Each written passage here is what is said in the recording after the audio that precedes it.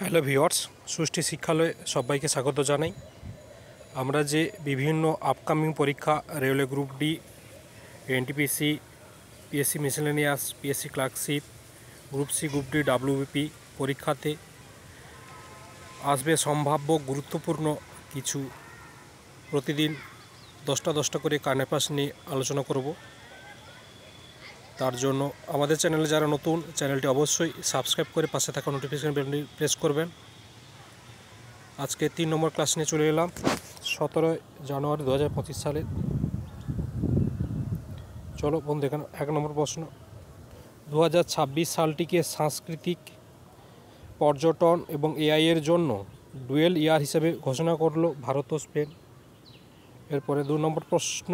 সাম্প্রতিক সুপ্রিম কোর্টের বিচারপতি হিসেবে শপথ নিলেন কে বিনোদ চন্দ্রন। 3 নম্বর প্রশ্ন। সম্প্রতি সিঙ্গাপুরের সিটিজেন অ্যাওয়ার্ডে ভূষিত হলেন সিআইআইয়ের প্রাক্তন ডিরেক্টর জেনারেল তরুণ দাস। ইন্দোনেশিয়ার সাথে ব্রাহ্মোস মিসাইল এক্সপোর্ট ডিল স্বাক্ষর করবে ভারত। 5 নম্বর।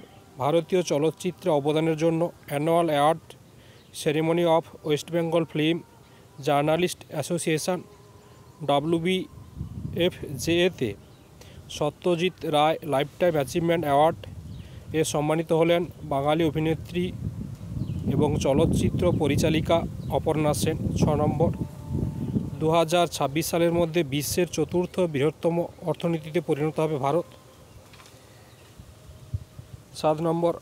আয়ুষ্মান ভারত প্রধানমন্ত্রী জন আরোগ্য যোজনা প্রকল্প বাস্তবায়নের জন্য 34তম রাজ্য হয়ে উঠল ওড়িশা।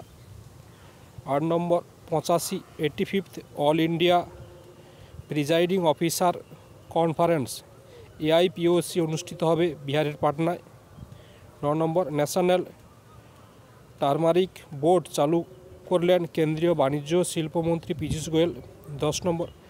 R360 নেপচুন ইউক্রেনের তৈরি সাবকনিক ক্রুজ মিসাইল তৈরি করেছে ইউক্রেন।